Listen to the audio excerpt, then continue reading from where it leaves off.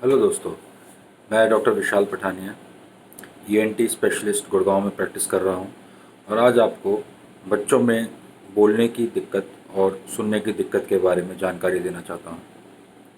हमारे पास बहुत सारे ऐसे बच्चे आते हैं ओपीडी के अंदर जिनको कि सुनने की दिक्कत रहती है और उसके कारण उनको बोलने की भी दिक्कत रहती है। आप ये जानिए कि अगर बच्चा सुन नहीं पाएगा बचपन से तो उसको बोलने में काफ़ी दिक्कत हो जाएगी, क्योंकि उसने आवाज़ कभी सुनी नहीं है तो वो बोल भी नहीं पाएगा।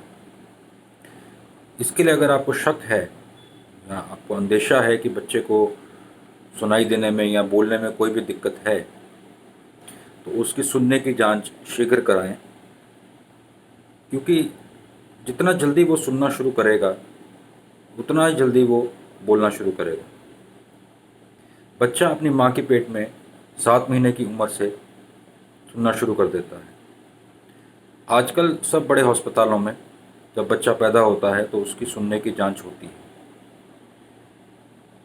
उससे हमें पता लग जाता है कि बच्चे का कान की फंक्शनिंग ठीक है कि नहीं। अगर उसकी फंक्शनिंग ठीक नहीं है और उसकी नस कमज़ोर हो गई है या फिर उसका अंदर का कान डेवलप पूरी तरह से नहीं हुआ है तो उसके लिए हम कॉक्लियर इम्प्लांट का इस्तेमाल किया जा सकता है, अगर उसमें हेयरिंग एड बेनिफिशियल नहीं है। लेकिन इसके बारे में जानकारी और इसके बारे में अवेयरनेस होना बहुत ज़रूरी है, कि बहुत सारे माता पिता को लगता है कि उनका बच्चा एक्टिव है, घूम फिर रहा है, आवाज़ें निकाल रहा है, लेकिन ठीक ढंग से बोल नहीं रहा। लेकिन उनको ऐसा रहता है कि नहीं, ये ठीक सुन रहा है। तो जब तक उसकी जांच नहीं हम कराएंगे तब तक हम उसको 100% नहीं कह सकते कि वो सही तरह से सुन रहा है। इस चीज़ को दिमाग से निकाल देना चाहिए। अपने अगर आपको अंदेशा है किसी भी तरह का तो आपको उसकी सही से जांच करानी चाहिए और उसको सही से सुनने का और सही से बोलने का मौका देना चाहिए, अपॉर्चुनिटी देनी चाहिए। जो कि आज साइंस इतनी विकसित हो चुकी है कि अगर सुनने में कोई भी कमी है या बिल्कुल डेड ईयर भी है तो उसका भी इम्प्रूवमेंट की जा सकती है, ताकि बच्चा ठीक ढंग से सुने और अल्टीमेटली उसकी स्पीच डेवलपमेंट जो है वो नॉर्मलाइज हो। और आजकल ये ऑपरेशन जो है कॉक्लियर इम्प्लांट का, वो 6 से 7 महीने की उम्र में हो जाता है और उसके बाद बच्चे की ट्रेनिंग होती है, स्पीच थेरेपी होती है।